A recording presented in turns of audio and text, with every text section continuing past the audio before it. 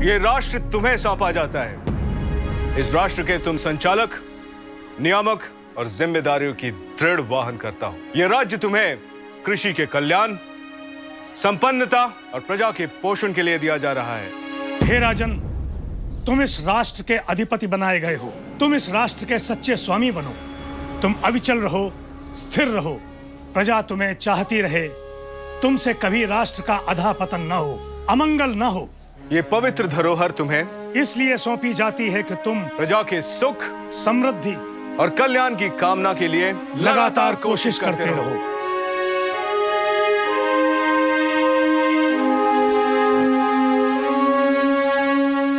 हे इंद्र, हमें रित की राह पर ले चलो।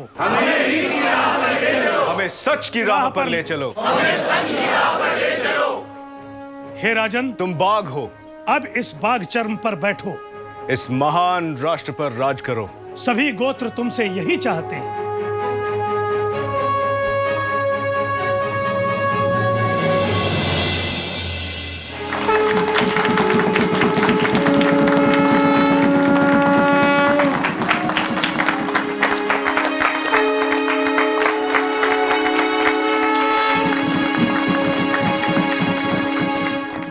एक बात सदैव याद रखना राजन, धर्म का मूल वेद है, राजा नहीं। राजा को हमेशा ऋषियों के दिखाए हुए मार्ग पर चलना चाहिए। यही राजा का धर्म है। जो राजा बृहस्पति की आराधना करता है वो शक्ति और शौर्य से भरा रहता है, उसे सुख और शांति मिलती है। और ऐसे राजा को प्रजा आदर, सम्मान और शुल्क देती है जो ऋषियों के दिखाए हुए मार्ग पर चलता है।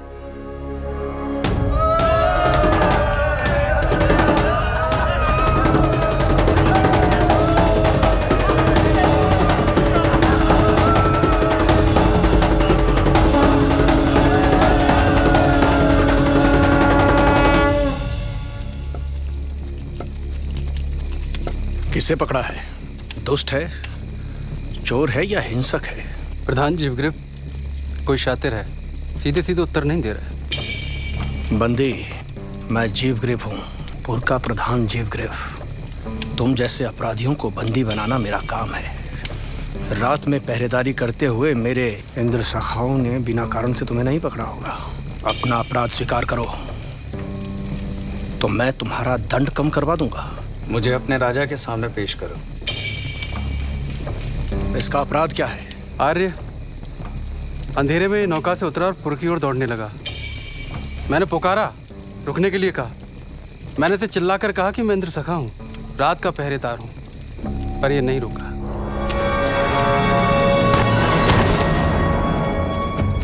हम इंद्र सखा हैं। जब हम चलते हैं तो तेज हवाएं भी धीरे से बहती हैं। कोई किसी के घर की ओर नजर उठाकर नहीं देखता। और जब हम गलियों से गुजरते हैं तो घरों में स्त्रियां और गली में कुत्ते चैन की नींद सोते हैं। ऐसे ही हमें इंद्र सखा नहीं कहते। और ये हमारी आंखों में धूल झोंकने चला था, पर हमने इसे दर्द पहुंचा। क्यों भाग रहे थे? अंधेरा होने से पहले पुर में पहुंचना चाहता था। पुकारा तो रुके क्यों नहीं? जल्दी में था। डर था कि पुर का द्वार बंद हो गया तो सारी रात बाहर ही रहना पड़ेगा। द्वार तो बंद हो चुका था।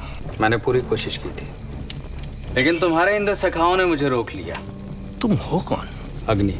क्या अग्नि तुम्हारा नाम है? नहीं। पर हमें तो इसने वरुण कहा था। तुम मुझे वरुण भी कह सकते हो। प्रधान जीवग्रीव, हमने कहा था ना कि ये बहुत शातिर है। मान लिया कि तुम्हारा नाम अग्नि है, पर तुम करते क्या हो? जो अग्नि करता है। यानी? मैं अपराधियों और घर में सेंध लगा के चोरी करने वालों को दंड दिलवाता हूँ। कैसे दंड देते हो तुम उन्हें अग्नि? अपने गुप्तचरों द्वारा सूचना इकट्ठा करके मैं अपने गुप्तचरों को चारों दिशाओं में भेजता हूँ। मैं अपने गुप्तचरों से घिरा रहता हूँ, जैसे वरुण अपने जासूसों से घिरा रहता है। राजा मुझे शत्रु के पास भेजते हैं। क्या तुम जासूसों के प्रधान हो?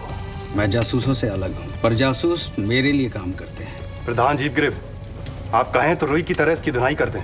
आप दूत हैं? मैं अग्नि हूँ। आदेश आर्य है।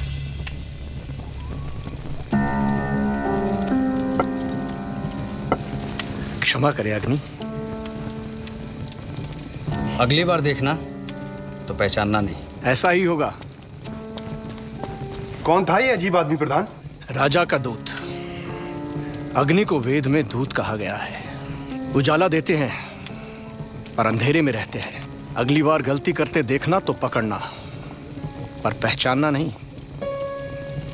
पुरुओं ने दस्युओं के दुर्ग तोड़ दिए और नगर को लूट लिया है। कुरुओं ने पांचालों पर हमला कर दिया है। सरस्वती, गंगा और यमुना में लाशें बह रही हैं। सब कुछ तहस नहस हो रहा है राजन। गायों, बच्चों और औरतों की पुकार। स्वतंत्र रहने का एक ही मार्ग बचा है, या तो हम अपने राज्य का विस्तार करें या पड़ोसी राज्यों के साथ शांति का समझौता करें, या तो दूसरों से उनकी सुरक्षा की कीमत लें या अपनी सुरक्षा की कीमत दें। पुरु, कुरु, पांचाल ये सभी अश्वमेध के लिए उतावले हो रहे हैं राजन। हमें अपने पुरों, अपने ग्रामों को अभेद्य बनाना होगा। हमें दुर्ग बनाना होगा राजन। राज्य विस्तार का शंखनाद हो चुका है। अब गोत्रों पर टिके शासन का कोई भविष्य नहीं। ये छोटे छोटे गणराज्य भी कब तक अपनी रक्षा कर पाएंगे? एक स्थिर और समृद्ध राज्य के लिए एक सुदृढ़ कोष चाहिए। हमारे पास ना तो सुदृढ़ कोष है, ना भविष्य के लिए कोई सुरक्षित निधि। इन दोनों के बिना राज्य संकट में आ जाएगा। पहले प्रजा राजा को अपनी इच्छा से आगे बढ़कर बलि देती थी, पर अब ना बलि मिल रही है और ना ही कोई भाग। ब्राह्मण भिक्षा पर जीता है, क्षत्रिय युद्ध जीवी है, शूद्र के पास कुछ भी नहीं। अब बच जाता है वैश्य, जो कृषि, पशुपालन और व्यापार पर जीता है। कर का बोझ भी उसे उठाना है। किसी न किसी रूप में राज्य कर सभी से लेता है, पर वह पर्याप्त नहीं है। राजा प्रजा से कृषि और पशुओं का छठा भाग लेना पड़ेगा। बलि मांग कर तो देखिए, कुछ लोग छठे हिस्से से ज्यादा भी देंगे। उपज का छठा हिस्सा देना जरूरी कर दीजिए राजन। अग्नि, कुछ ऐसे भी तो लोग होंगे जो अच्छी उपज और पशुधन में वृद्धि के बाद भी राज्य को कर नहीं देते होंगे। कर चुराने वालों की संख्या बड़ी है राजन।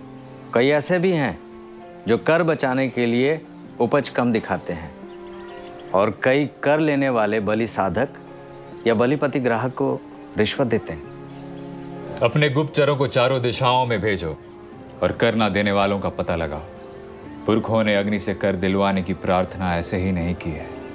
राजन, मैं आज ये घोषणा करवाता हूं कि राज का भाग दिए बिना कोई भी अनाज खेत से घर नहीं ले जाएगा। मैं कर जमा करने वाले बलिपति ग्राहकों से बात करता हूं। पड़ोसी राज पर ध्यान रखना। चुनौती प्रजा की रक्षा और कोष के निर्माण की है।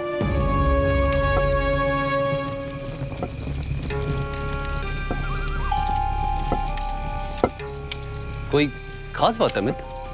आज गांव में बहुत सारे इंद्र सखा घूम रहे हैं। को राजा ने सावधान रहने को कहा है। मनुष्य हो या पशु, सभी सुरक्षित और निर्भय होने चाहिए। ना जाने मनुष्य कब युद्ध के भय से छुटकारा पाएगा। तुम्हें क्या लगता है युद्ध आ रहा है? तुम्हें और मुझे गांव की रक्षा के लिए तैयार रहना होगा। पुरखों ने तुम्हें अग्नि और मुझे इंद्र सखा इसीलिए कहा है। तुम जलते रहो, मैं जागते रहूंगा।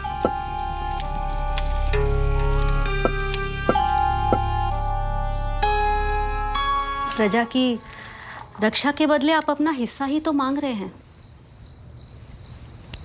यह आपका शुल्क है राजन। आप भी एक अधिकारी हैं जो सेवा के बदले में शुल्क लेता है। प्रजा के एक सेवक से बढ़कर मैं कुछ भी नहीं हूं महिषी। इंद्र पृथ्वी से जल लेते हैं और बारिश की बूंद बूंद से पृथ्वी को जल वापस कर देते हैं। राजा भी कर इसीलिए लेता है। अगर मैं कर लूं और लोगों को कुछ वापस ना दूं तो उनका जीवन नरक हो जाएगा। यह शुल्क मेरे उपभोग के लिए नहीं किंतु प्रजा के उपयोग के लिए है। इसलिए हर राजा को बड़ी जिम्मेदारी से कर तय करना चाहिए और उतनी ही जिम्मेदारी से प्रजा को कर देना भी चाहिए। प्रजा की रक्षा और समृद्धि मेरा कर्तव्य है।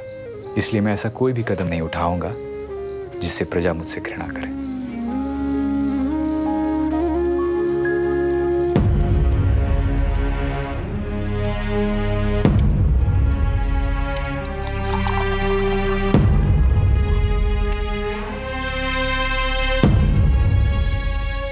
मेरी प्रजा से कर जमा करने वाले बागदूग और बलिपति ग्राहक ये ध्यान दें कि कर की प्यास ऐसी भी ना हो कि वो राज्य के आधार प्रजा को ही नष्ट कर दे। राज्य की आय प्रजा की पैदावार और उसकी संपत्ति बनाने पर निर्भर करती है।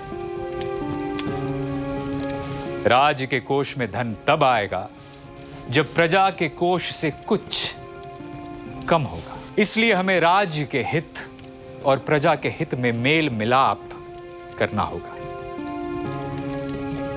दूध की कामना रखने वाला कभी गाय के थनों को काट कर दूध नहीं पा सकता। गाय का दूध चाहने वाले को गाय की देखभाल करनी पड़ती है। वाह भीष्म वाह। राजा द्वारा सुरक्षित धरती जैसे राजा को अन्न और धन देती है, वैसे ही संतुष्ट माँ अपने बच्चे को दूध देती है। सुनो सामागी, महाभारत में भीष्म आगे कहते हैं, जब गाय के बछड़े को माँ का दूध पीने दिया जाता है तो बछड़ा तगड़ा बनता है और थकान सह सकता है, पर यदि गाय को ज्यादा दूध लिया जाए तो बछड़ा कुछ नहीं कर सकता। वैसे ही राज्य में यदि प्रजा को ज्यादा दूध लिया जाए तो प्रजा कुछ भी उपयुक्त पाने में असफल रहती है। कामंदक ने भी राजा को ग्वाले की तरह काम करने और कर लेने को कहा है। पंचतंत्र में भी ऐसा ही मत है कि जो बकरी को मार देता है उसे एक समय का भोजन तो मिल जाएगा, पर जो बकरी को अच्छी तरह से पालता है उसे बरसों तक दूध मिल सकता है। महाराज मनु ने कहा है कि जिस तरह जोंक, मधुमक्खी, बछड़ा थोड़ा थोड़ा कर अपना भोजन करते हैं, वैसे ही एक राजा को भी मर्यादित कर तय करना चाहिए। स्वच्छता कई प्रकार की होती है, पर संपत्ति पाने में स्वच्छता सर्वश्रेष्ठ है। कर दिए बिना संपत्ति रखना अपवित्रता है और कर का प्रजा के लिए सदुपयोग ना करना वो भी अपवित्रता है। इसलिए मेरे कर जमा करने वाले भागदूक यह ध्यान रखें कि वह राजा जो प्रजा का शोषण करता है वो बहुत जल्दी ही अपना राज और जीवन दोनों खो बैठता है। इसलिए मेरी प्रजा से कृषि, मांस, पेड़, कंदमूल, बर्तन और पत्थरों से बनी वस्तुओं का छठा हिस्सा लें और स्वर्ण और पशुधन की वृद्धि का सिर्फ 50वां। महाराज मनु ने आदेश दिया है कि 2 माह या उससे अधिक की गर्भवती स्त्री, सन्यासी, वेद पाठी ब्राह्मण और वनवासी से नदी पार करने का नौका कर ना लें। राजन, यदि किसी निर्धन के पास देने के लिए कुछ भी ना हो तो उससे हाथ जोड़कर प्रार्थना करें कि वो अपने पुण्य का छठा हिस्सा कर के रूप में राज्य को दे दे। बिना धन के अश्वमेध यज्ञ कैसे होगा?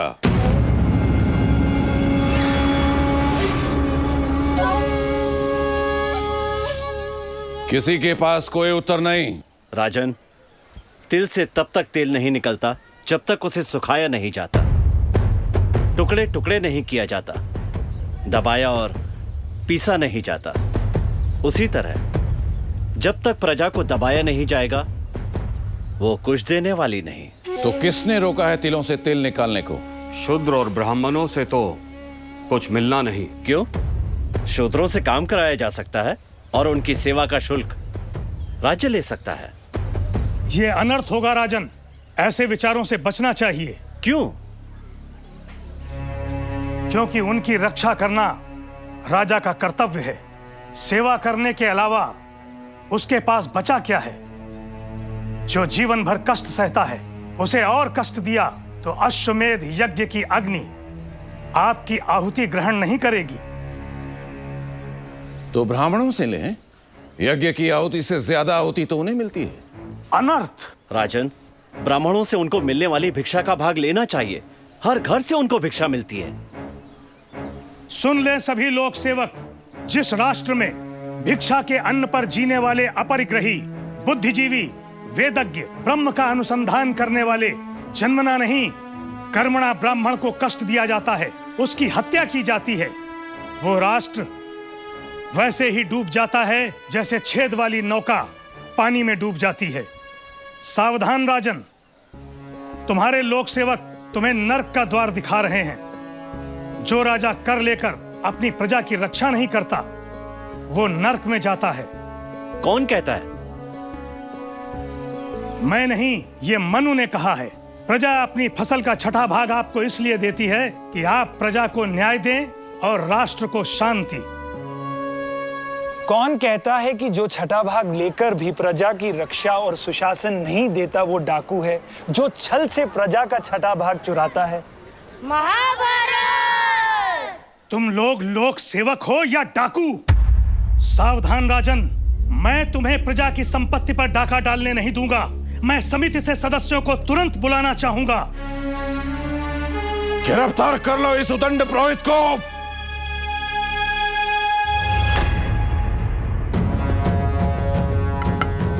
यमराज तेरी ओर बढ़ रहा है राजा, उस पर तेरा शासन नहीं चलेगा।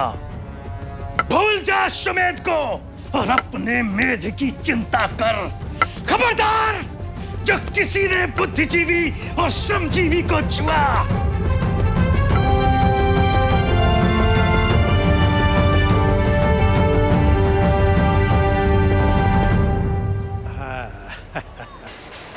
क्या रे सायण, सुना है तू पत्नी को भी शास्त्र सिखा रहा है?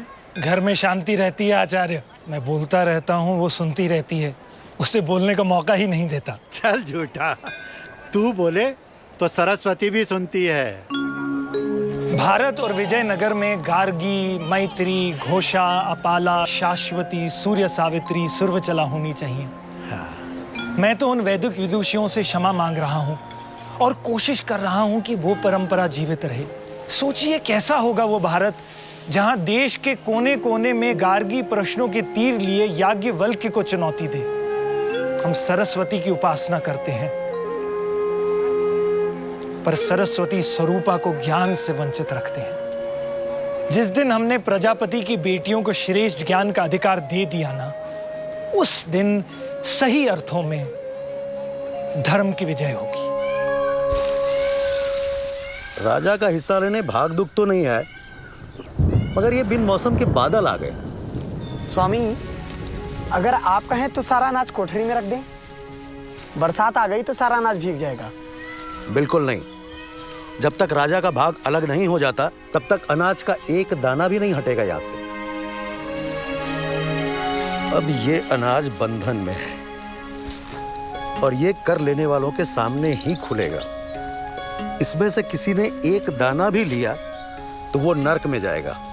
मैं घर जा रहा हूं, भाग दूंगा है तो मुझे बुलवा लेना। जी स्वामी।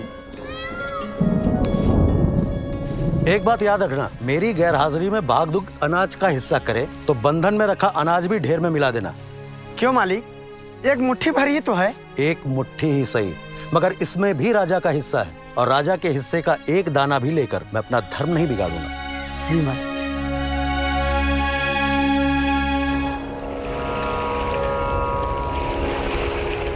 प्रणाम देवता। प्रणाम। कहाँ से आ रहे हैं आप? पास के राज्य से। गंगा तट से। राजा सुपर्ण के राज्य से। किससे मिलना है आपको? आपके धर्मप्रिय राजा सुबंधु से। जी आइए। रज्जू ग्राहक महाभाग, नापे गए खेत के अनुपात में उपज ठीक लगती है? जी अमात्य। प्रणाम द्रोण मापक। प्रणाम रज्जू ग्राहक। मेरे इंतजार की क्या आवश्यकता थी? आपने राजभाग का बंटवारा कर लिया होता। यह अधर्म होता। आपकी सहमति हो तो राजभाग के लिए अनाज का विभाजन किया जाए।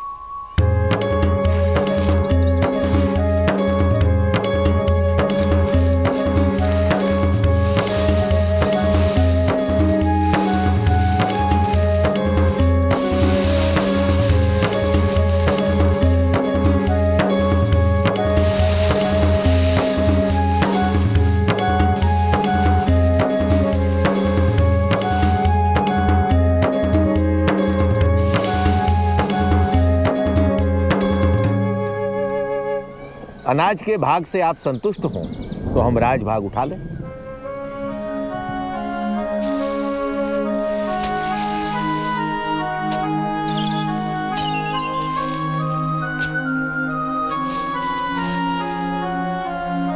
ये उन गायों के नाम से राजा को, जिसके रास्ते में गायें चारागाहों में चरती हैं।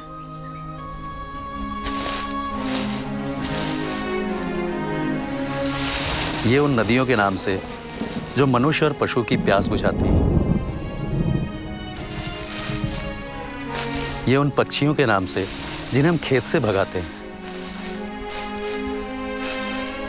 ये हम सबके पुरखों के नाम से जो हमें सही दिशा दिखाते हैं। और ये भिक्षा पे पलने वाले, कष्ट में जीने वाले उन निर्धन लोगों के नाम से। अमात्य, अब आप राजा का भाग ले जा सकते हैं।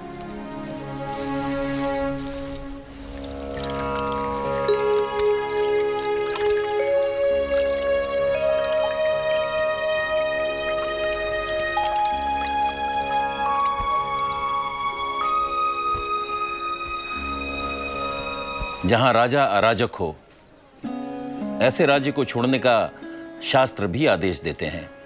जहां राज पुरोहित बंदी हो और श्रमजीवी को सताया जा रहा है, ऐसे राज्य में बुद्धिमान एक पल भी रहना नहीं चाहेगा। हम अपने समस्त कुलगोत्र के साथ आपके राज्य में बसना चाहेंगे राजन। हमारे पास केवल ज्ञान और गायें हैं। और मेरे पास दोनों के लिए आश्रय है। मेरा राष्ट्र आपको भूमि देगा। यह अच्छा मौका है राजन। हम बुद्धिजीवी, श्रमजीवी, कर्मकार, नट, नर्तक, मल्ल आदि को अपने राज्य में बसाएं और अपने नए जनपद बनाएं। और उस दुष्ट सुपर्ण के राज्य में भी। सुपर्ण के राज्य में यानी? उसका राज्य हमारा हो सकता है। जिस राज्य में बुद्धिजीवी, श्रमजीवी असंतुष्ट हो, वहां राजा को उलटने में देर नहीं लगती। हम राजपुरोहित को कारागार से बाहर निकालें और श्रमजीवियों को कष्टों से मुक्ति और उनका अधिकार दिलाएं।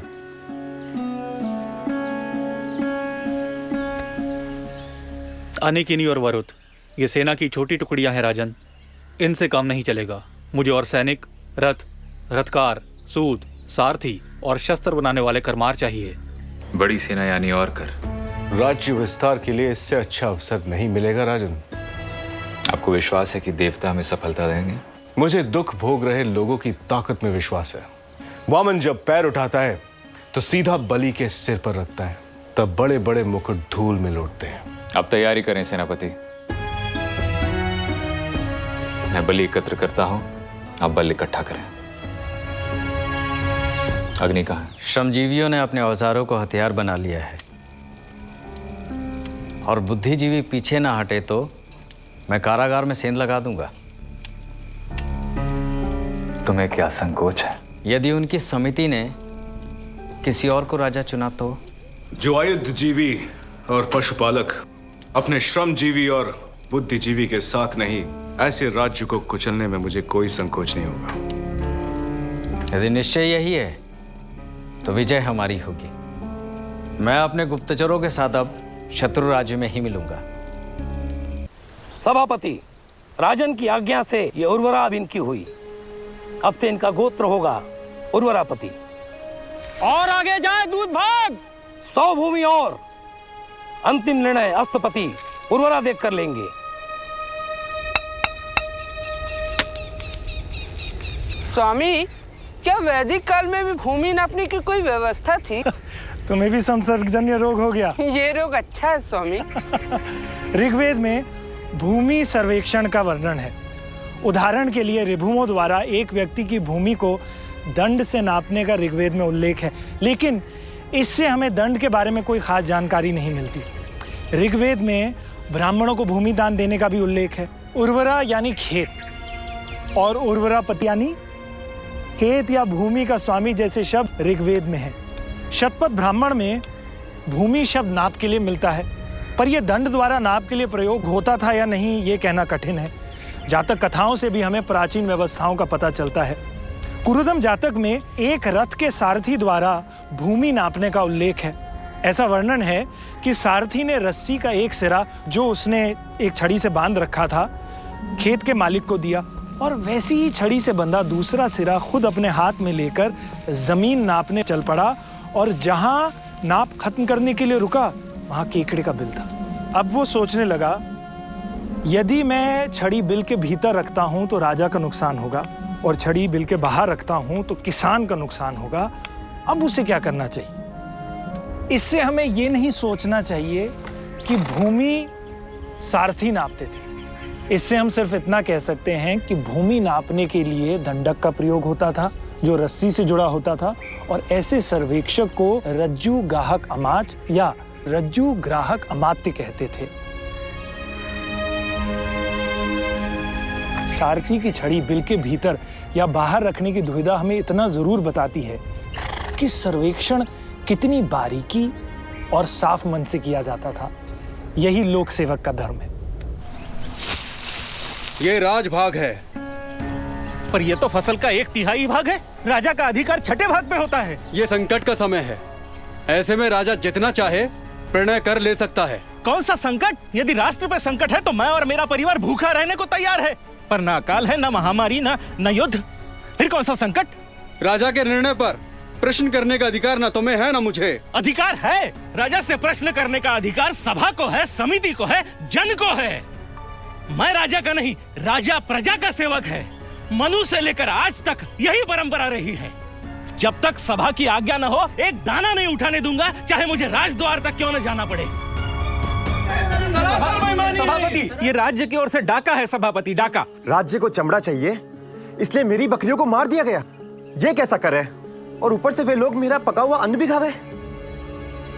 ये राज आज्ञा का मामला है। मैं अभी प्रश्न विभाग को बुलाता हूँ। किसे दंड देंगे प्रश्न विभाग? क्या दे सकेंगे न्यायाधीश राजा को दंड? मेरी बकरियों की तो खाल उतर चुकी है। और क्या न्यायाधीश के आने तक मेरा अनाज खेत में पड़ा रहेगा? जो बेमौसम बारिश से मेरा अनाज बह गया तो? सभापति, क्या सभा अब न्यायपालिका नहीं रही?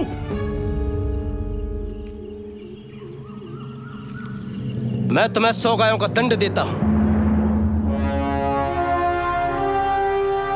मैंने किसी की हत्या नहीं की है प्रश्न विभाग, ये तो हत्यारे का दंड है।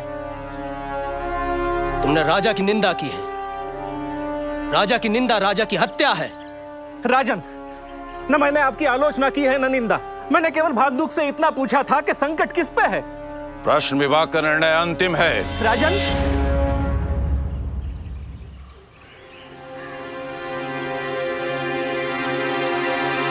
इसका अपराध क्या है सभापति?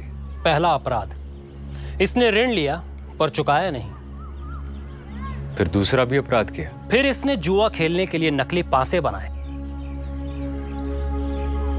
और कुछ बाकी है?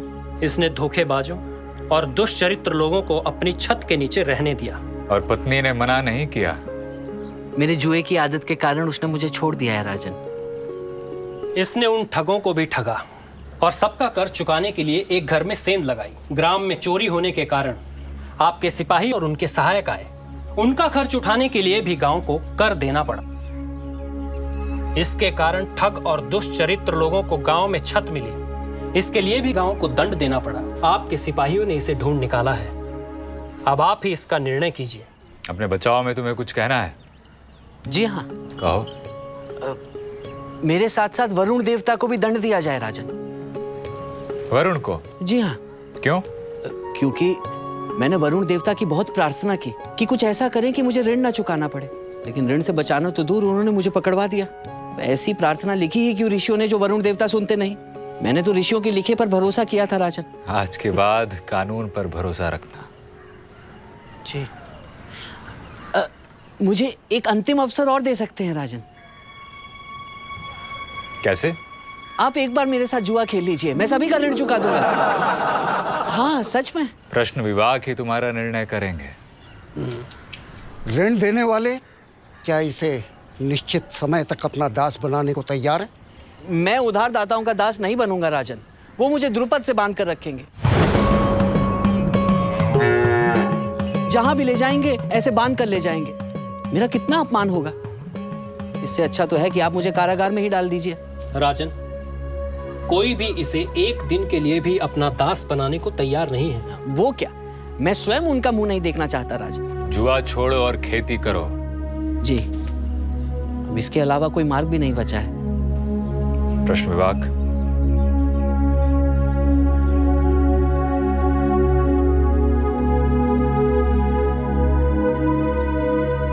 सभापति,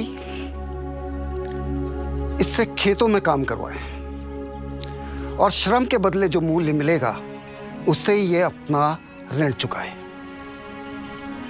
गोप और इंद्र सखा इस पर ध्यान रखें। श्रम में अगर कोई कोताही हुई तो इससे राजभूमि पर कड़ी मेहनत करवाई जाए। सारा ऋण चुकाने के बाद ही इसे राजसेवा में रखा जाएगा, ताकि ये गांव-गांव जाकर जुए के विरुद्ध प्रचार करे और लोगों को जुए से दूर रहने की सलाह दे सके। राजन, प्रजा अतिरिक्त कर देने का विरोध कर रही है। प्रजा सभा में आवाज उठा रही है। सभासद उनके साथ हैं।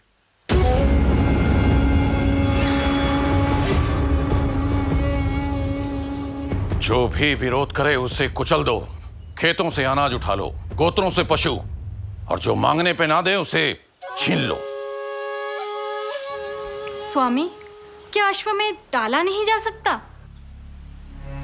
आर्या, साम्राज्य को बनाने के लिए कठोर निर्णय लेने पड़ते हैं। जैसे स्वर्ग का स्वामी इंद्र है, वैसे भूमि का स्वामी मैं हूं। मैं उन्हें मेरी संपदा का उपभोग करने देता हूं, इसलिए मैं उनसे कर लेता हूं। क्यों राजपुरोहित? आप भोग के रूप में प्रतिदिन सभापति को फल, फूल, दूध, दही, मक्खन, छाछ, ईंधन, मांस, सब्जियां, जड़ी बूटी आदि देते हैं, जो स्थानीय अधिकारियों में बांट दिया जाता है। आप कर के रूप में सालाना अपनी उपज का हिस्सा राज्य के कोष के निर्माण के लिए देते हैं। इस कोष के कारण शासन न्याय, सुरक्षा और लोक सुविधाएं प्रदान करता है। इस कोष के कारण गांव में तालाब हैं, कुएं हैं। इस कोष के कारण गांव में गोप हैं, इंद्रसखा, कुलपा, व्राजपति और ग्रामणी है। कर के कारण सेना है। कर है तो पूरी व्यवस्था है। कर नहीं तो व्यवस्था नहीं, और व्यवस्था नहीं तो मात्स्य न्याय। इसलिए मैं हर गांव से आह्वान करता हूं कि वो प्रामाणिकता से अपना कर दें, ताकि मेरे दूत कर चोरी करने वालों से दूर रहें। गाय सूंघ कर देखती है, बुद्धिजीवी की आंखें ज्ञान है, और मेरी आंखें मेरे गुप्तचर हैं। मेरे गुप्तचरों की आंखें आपके धन पर ना पड़े, ऐसा कुछ करें। यानी सभी कर दें। और यदि मेरे कर जमा करने वालों की आंखें और मन आपके धन पर पड़ जाएं, तो पहले मुझे सूचित करें। और अब प्रजा से एक प्रार्थना। गोत्र और गण अब संगठित हो रहे हैं। गण संघ गणराज्य में बदल रहे हैं। बड़े बड़े जनपदों का निर्माण हो रहा है, राज्य साम्राज्य में बदल रहे हैं। इसलिए अब सुरक्षा के लिए अनिकनी और वरुथ जैसी छोटी सैनिक टुकड़ियों से काम नहीं चलेगा। हमें एक बड़ी और प्रशिक्षित सेना की जरूरत है। हमें समृद्धि के लिए कृषि, पशुपालन और व्यवसाय का विस्तार करना होगा। नदियों के पार दूर देशों में व्यवसाय के लिए जाना होगा, अपना देश बनाना होगा। इसलिए आप समृद्ध और अपने देश के, राष्ट्र के कोष को समृद्ध बनाएं। इसलिए मैं आप सभी से आह्वान करता हूं कि जो अपनी इच्छा से आगे बढ़कर राज्य की समृद्धि के लिए बलि देना चाहता है, वो बलि दे। और मैं आपको वचन देता हूं कि मैं आपको एक सुदृढ़ और एक समृद्ध राष्ट्र दूंगा। आचार्य, मुझे राष्ट्र और राज का अंतर समझ नहीं आ रहा है। आचार्य, इसे तो खीर और पायस का अंतर भी कहाँ समझ में आता है। मतलब खाने से है ना, तुझे पता है तो तू बोल ना। खीर और पायस अलग अलग। मैं खीर और पायस के लिए नहीं, राज्य और राष्ट्र के बारे में पूछ रहा हूँ। आज हम खीर, मोदक, मालपुआ की मीठी मीठी बातें करें, बड़ा मजा आएगा। फिर लोग दक्षिणा में मीठी मीठी बातें दिया करेंगे, मिष्ठान नहीं। इसलिए राष्ट्र ही ठीक है। ठीक है, ठीक है। वेदों में राज्य के लिए राष्ट्र, क्षेत्र के लिए देश और जनपद के लिए प्रदेश शब्द अलग अलग संदर्भों में छोटी छोटी हेरफेर के साथ आया है। महाकवि वाल्मीकि ने भी राष्ट्र, जनपद और देश का प्रयोग अदल बदल कर राज्य और उसके क्षेत्र के लिए किया है। जैसे वाल्मीकि ने कहा है कि राजा के बिना जनपद या राष्ट्र अराजकता, अव्यवस्था और अस्त व्यस्तता की ओर ले जाता है। दूसरा संदर्भ, कौशल देश एक विशाल राष्ट्र से घिरा हुआ है। यहाँ राष्ट्र राज्य की प्रादेशिक इकाई बताता है। पर वेद व्यास ने राष्ट्र और जनपद में भेद किया है, क्यों? अब तुम ही बताओ।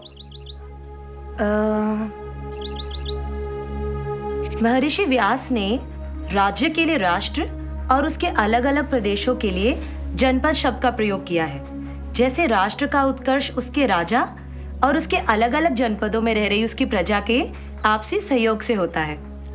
पुराणों में आचार्य, पुराणों में जनपद और राष्ट्र समान अर्थ लिए हुए हैं। याज्ञवल्क्य के जनपद और विष्णु के राष्ट्र की प्रकृति समान है। मनु के लिए राष्ट्र राज्य का मुख्य अंग है। मनु का जनपद क्षेत्र है और विषय देश, और दोनों राष्ट्र का हिस्सा है। महाभारत और अमरकोश जनपद, राष्ट्र, विषय और देश में बहुत अंतर नहीं करते।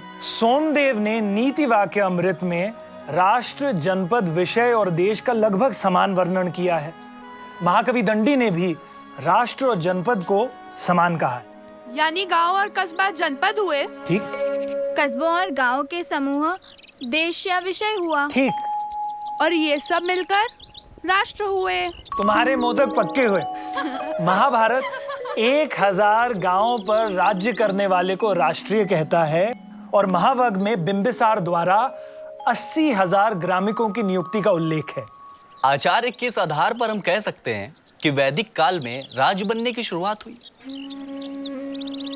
राज्य, स्वराज्य, भोज्य, वैराज्य, साम्राज्य, महाराज्य, एकारात, अधिरात आदि का उल्लेख वैदिक साहित्य में मिलता है कि नहीं? मिलता है। मिलता है। यानी वैदिक काल में राज्य बनना शुरू हुए।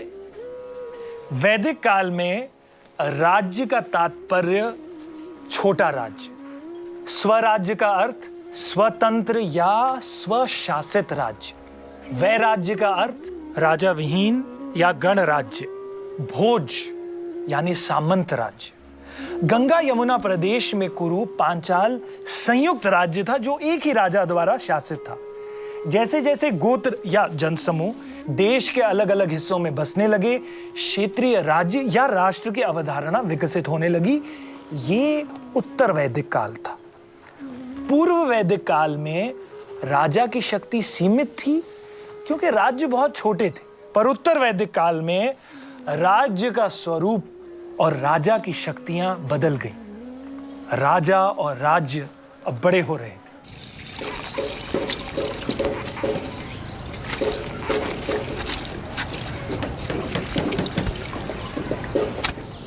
राजपुरोहित बंदी हैं और हम चुप हैं। हम यहाँ अपना पेट काट कर राजा के लिए काम कर रहे हैं और राजा के कर जमा करने वाले किसानों को लूट रहे हैं, उनके घर में घुसकर उनका अनाज छीन रहे हैं, लोगों को गन्ने की तरफ पेरा जा रहा है, लोगों से उनका सोना छीना जा रहा है। मैंने तो यहां तक सुना है कि कर जमा करने वालों के अत्याचार के डर से लोग अपने घर के बाहर कांटों की बाड़ लगा देते हैं और सवेरा होने से पहले परिवार समेत वन को चले जाते हैं और अंधेरा होने के बाद वन से लौटते हैं। पर हम तो निर्बल हैं, हम कर क्या सकते हैं? विद्रोह।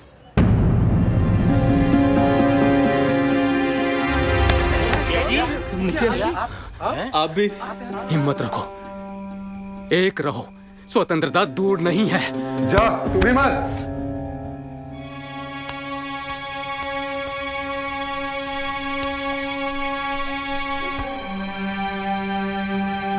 तुमने क्या किया? अन्याय का विरोध, वही जो एक बुद्धिजीवी को करना चाहिए। कौन हो तुम? मैंने तुम्हें पूर्व में पहले नहीं देखा। कैसे देखते? मैं राजा सुबंधु का गुप्तचर हूं। तुम्हें क्यों पकड़ा? मैंने खुद को पकड़वाया है। क्यों? आपको छुड़वाने के लिए। मतलब? आपकी प्रजा विद्रोह के लिए तैयार खड़ी है। यानी? आधी रात की प्रतीक्षा करिए।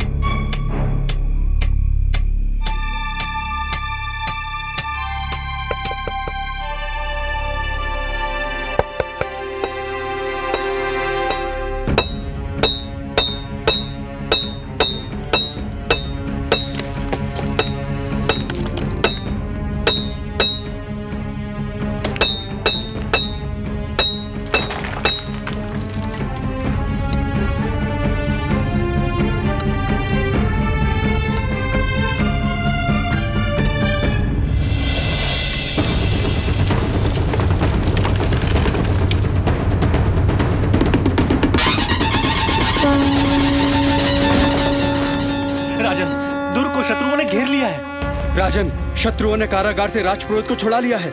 श्रमजीवियों ने कारागार पर कब्जा कर लिया है। सेनापति कहां मर गया? राजन, जन विद्रोह हो गया। प्रजा ने सेनापति को बंदी बना लिया। लोगों ने शत्रु के लिए दुर्ग के द्वार खोल दिए और हमारे कई सैनिक भी उनके साथ हो लिए।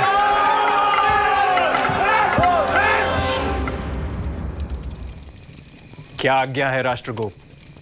प्रजा के भक्षक को बंदी बना लो और राजा सुबंधु के अभिषेक की तैयारी करो।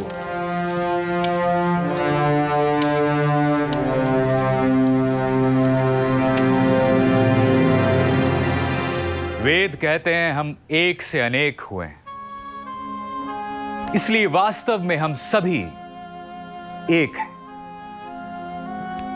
हम सभी प्रजापति की संतान हैं, इसलिए हमारे परिवार एक हैं। हमारी पृथ्वी, हमारा आकाश, हमारी नदियां एक हैं। तो फिर हम एक क्यों नहीं? वेद कहते हैं संगच्छध्वम सम वदध्वम, सब मिलकर चलो, सब एक दूसरे के विचारों को जानो। जैसे प्राचीन काल में देव एक साथ मिलकर अपना कर्तव्य करते थे, तुम भी मिलकर अपना कर्तव्य करो। तो हम मिलकर अपना कर्तव्य क्यों नहीं कर सकते? पितरों ने उद्घोष किया, समानो मंत्रः समिति ही समानी। आप सबके विचार समान हो, आप सबकी सभा सभी के लिए समान हो, आप सभी का मन समान हो, आप सबका चित्त भी समान हो। तो फिर हमारे मन एक क्यों नहीं हो सकते? ऋषियों ने हमारे लिए प्रार्थना की, समानी व आकुतिः समाना हृदयानि वा।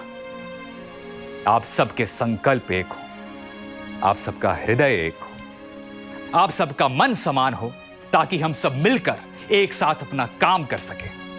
तो फिर हम एक क्यों नहीं हो सकते? हमारे विचार, संकल्प और मन एक ना हो तो मुझे यह राज्य नहीं चाहिए। समिति जिसे भी चाहे अपना राजा चुन सकती है।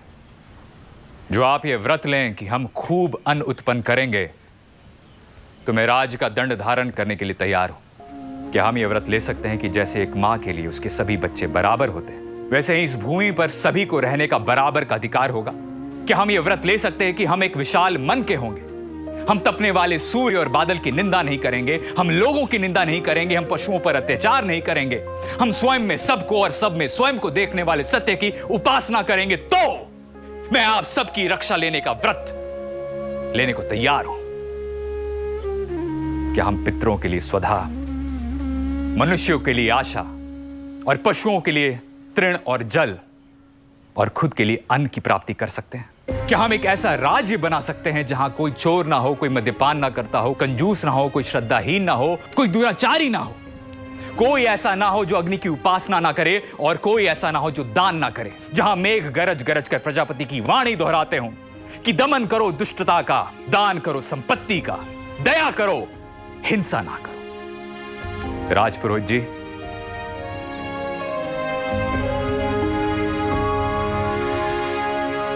आज से यहां सभी का राजा, प्रजा से कर लेने वाला, दुर्गों को तोड़ने वाला, दुष्टों का दमन करने वाला, ज्ञान और धर्म का रक्षक अस्तित्व में आया है। हम शुभ ही देखें, शुभ ही देखें, शुभ ही बोलें, शुभ ही बोलें, शुभ ही सुने, शुभ ही सुने। देश और शुल्क कितने पुराने हैं इसका अनुमान इसी बात से लगाया जा सकता है कि शुल्क का उल्लेख अथर्ववेद और देश का उल्लेख वाजसनेयी संहिता में है। कुछ समझ में आया?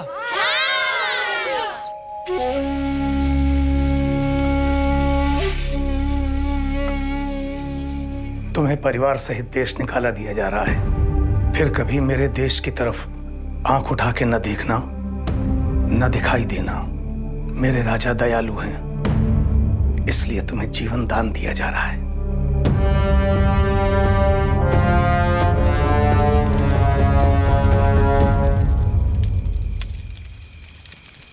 अग्नि,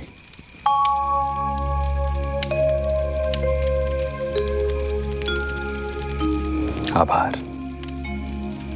राजन, आप राज्य संभालिए, मैं चोरों और करचोरों को ढूंढता हूं।